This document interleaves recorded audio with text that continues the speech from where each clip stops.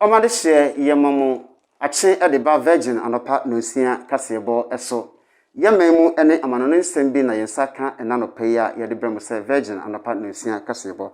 Na meka mo se ene adwumaku a mo so yase ede yenkase ebremu ye success preparatory. Success se fa oba ne bra na o ma ntete papa na daache wetuma baba ye pani papa e wo man yi mu. Se nei so wo pese wo fresh success a 020 827 8198. Success ewo nsan adesu kwantimpon no so. Success fa oba ne bra na wo ma ntete papa na daache wankasa ama ne mo. Wadaroma na yede kasebo ebremu se virgin anopa nosia kasebo. Na mitwa se enne 73 a ebepie wo yankase enu se yekọ mrahye bedwafie a enne ababetu gwa se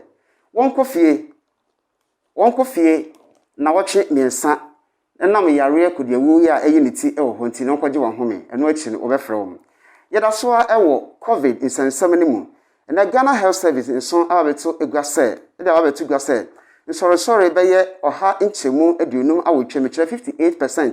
Ena se wokoya sorry a won fa sanitizer emfa on microphones ho ansana o ma yisu Sanso na ene Ghana Medical Service nso ede asemi ababetu gwa se ebetumi anka GES won ye den won modern se obetutu schools mu se enam yare kodiewu ya eyiniti ewo omanyu enti openi kese a your friend bright appear or child right international nso den semi ababetu gwa se mofra beye 1700 na nei yare kodiewu coronavirus yi achewom ewo bosome anan pepepe emu Sanso na edemoko Greater Accra so ababetu gwa se Dr. Kuma Abuaje ede semi ababetu gwa se eye schools ahoro beye eduno awotwe na wo Greater Accra mu a wonwanya yare coronavirus yi ebi yedemoko enigesem kase wonso a odumtuni brother Sami a waje din Ghana nyumtu mu pa ene wakasa se odumtuni sisilamafo enam sotoro bobo adwuntofo a eba no enam weso ema sabe talents anyakopon de adomo no ni na kwa na eden ekofom Sanso na yebekọ eye amanone ensamso ene ababetu gwa se kongufo nso yare ayefan Ebola yare man mu so wo hono so wonso akasa afa ho amade se midin ede Solomon kwabena yewo a etwa ye ho ye ba ede emu nsam na nkasa ebebrem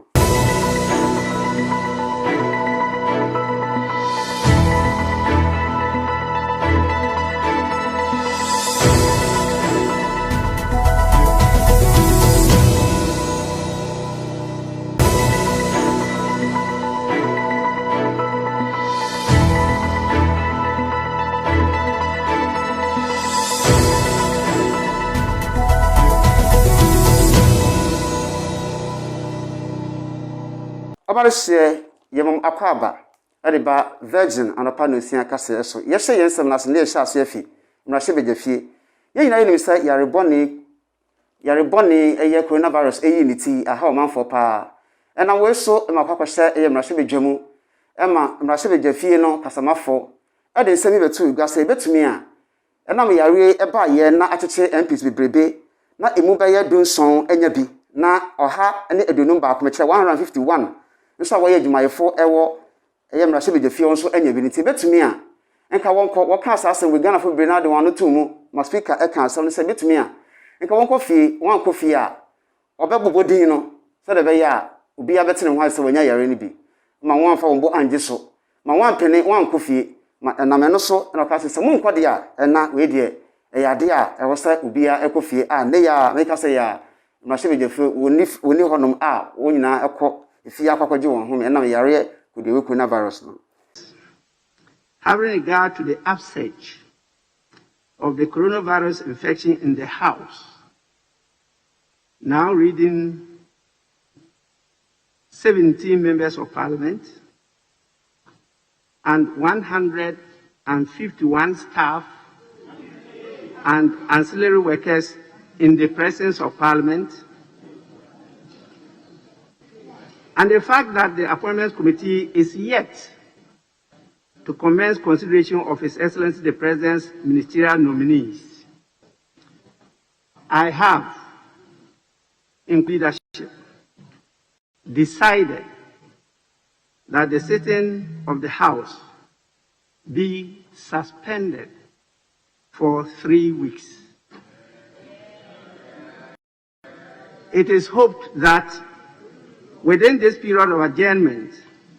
the Appointments Committee will commence consideration and public hearing of the President's nominee for ministerial appointments.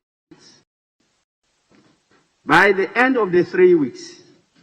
the Appointments Committee would have submitted reports on the referral for the consideration of the House. Accordingly, waiting of honorable members of the Appointments Committee, the clerk to the committee, and other supporting staff who will be engaged in the task of considering the President's nominees for ministerial appointments, the House will take a break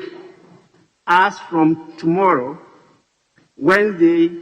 10 February 2021, to Tuesday, 2nd March 2021. During that period, honorable members are to comply with the strict COVID-19 protocols and regulations. Members and staff should also resubmit themselves to the Parliament Health Center for retesting after 2 weeks from tomorrow to ascertain their status before the assumption of the House. Meanwhile, Parliament will continue with the weekly disinfection and sanitization of the premises and presence of Parliament. Honorable members, the House, accordingly, will adjourn till Tuesday, 2nd March 2021 at 14 hours in the afternoon. Saso na yedem ejina coronavirus yare mu a Ghana Health Service nso ade nsem bi abeto egwa ese. Sorry a ewo wiase me kire Ghana hanom no. Ewo ohamu chemu adunum awotwe me kire 58%. Ana se kokoya sorry a won fa sanitizer and fa microphones ho ansa na oma yisu ana coronavirus ayeti no. Nti wo kire mu se de be na yare enche yen na obi kosomu na oya sorry anasa sorry for enya yare nti betumi a nka won fa sanitizer and fa microphones ho se de be ya e de asomdwe be brain. For social distancing, we looked at adequate space arrangements of church pews and to ensure social distance in church. About 88% had.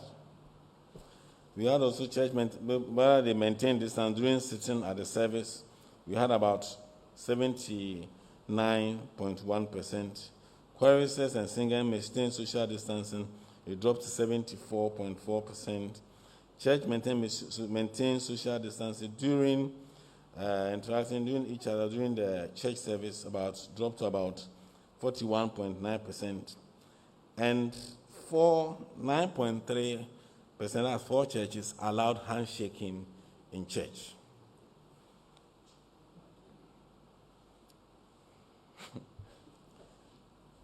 When it comes to the use of the microphone,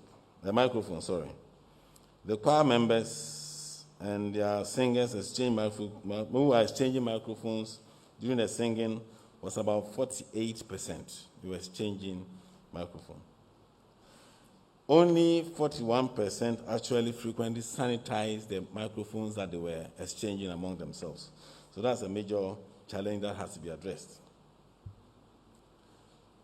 Risk communication.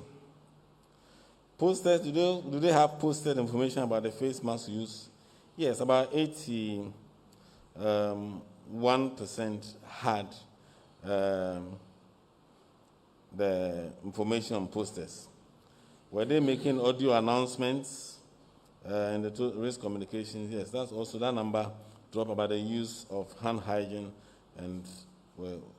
as much. The duration of church service.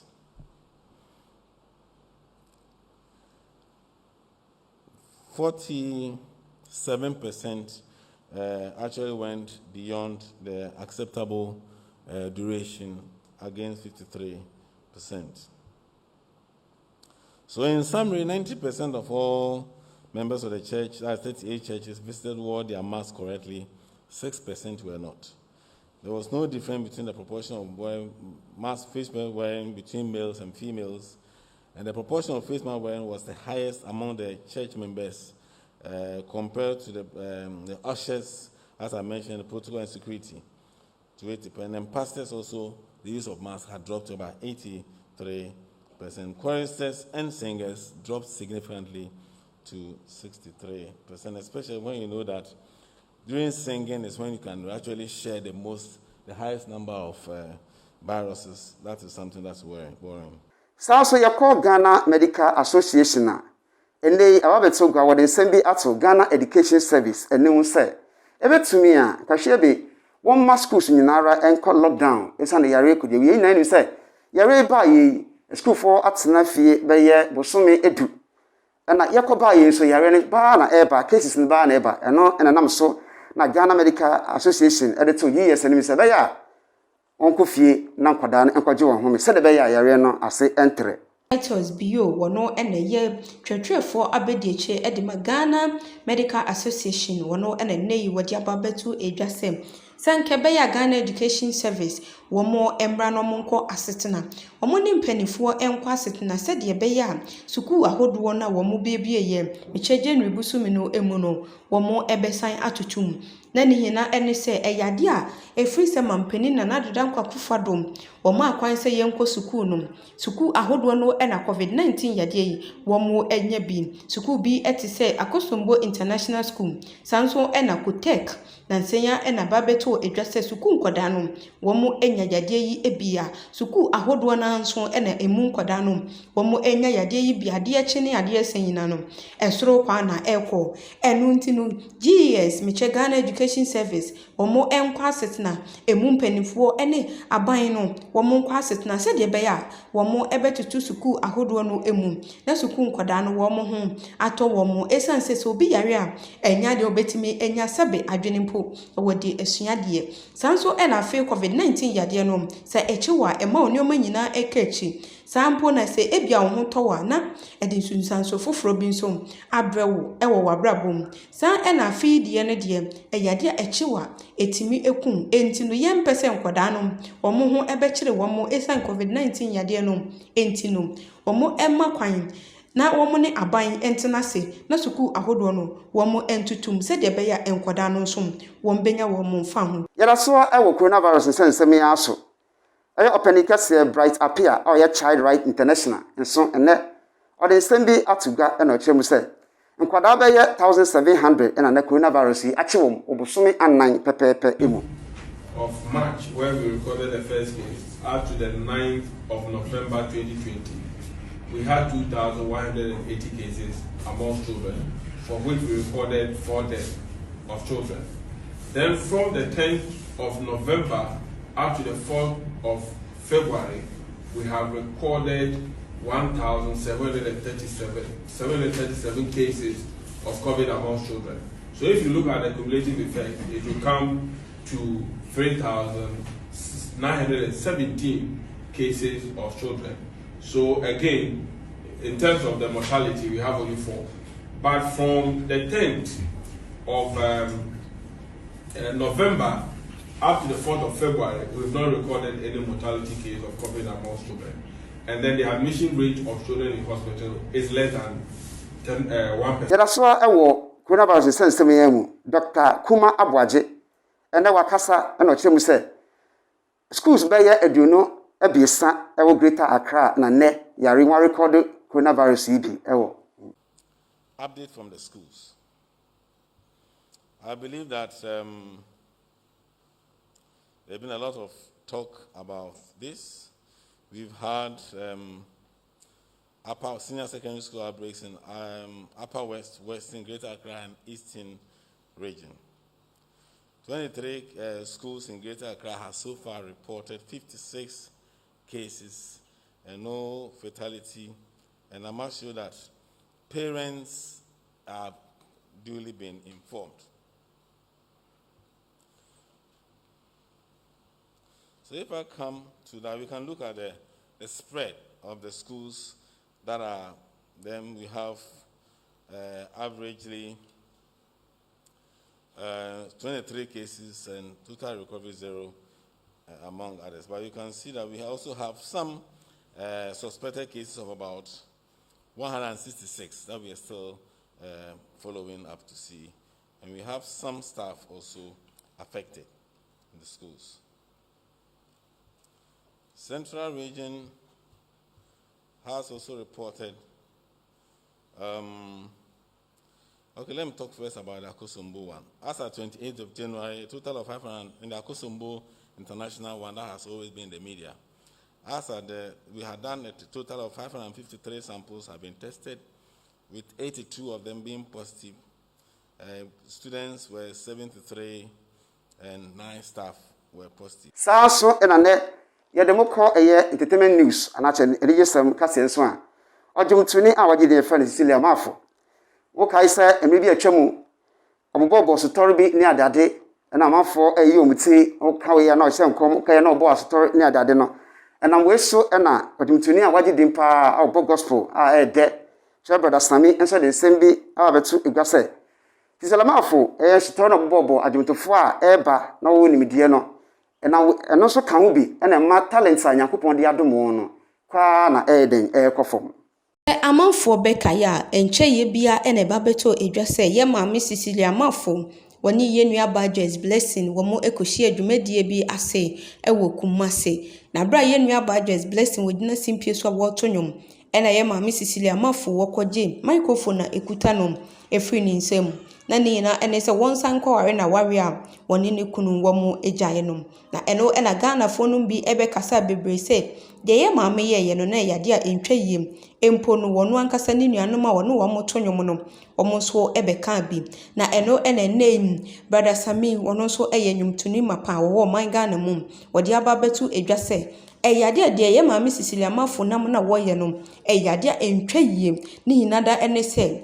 dia wobeye ne se wo hunu se wo kosoro e wo nwumtuo mu a na wahwe wasum sebe wotimi egina ho na wohwe dia wo ye na se wo hunu se daachi bi no ubepeja e wo manga na mu a na wabebo asotoro sebe ni nyina e kire se eyade wo bre wase enti no wotwa wasum a e wo se wo mu wani da ho papapa eyie esanse wo bo wasum sesi obeka se eyade honhon konkron e na ahye ne se wo mebo wasum nenso no e ba no saa enu akiri no ubehunu se fom kwa na woko na wokasa no ena wakire mu se wodi nani ehu bi pen esanse ye maame Cecilia Mafo wahwe na sum pen na ni hinada ene se honhon konkron ena hye ne se wonhwe na sum na eno no e manenioma bi ebeye bisi basa enye nyame eba mu a enkanyum tuo no kra enka wojaye ye na ni nuanum bi mu nso a Cecilia Mafo ahwe wo mo asum no sese yi de eyade anyum tuo no wo mo enka ho bia wo mo nyum tuo adwuma no wo mo dia ba wieye na ni hina egina ye maame Cecilia Mafo ena abere wo mo ase enti no won de waka ne se ye maame Cecilia Mafo ebo wasum se wugina simpie so anansa wo he na woto nwum a ena efa kwa adwendwum na fa ye mpaibo esanse nyame amamu a na enie industry no wefri mu ane echa yen sima ye ba ye ba ko anone insam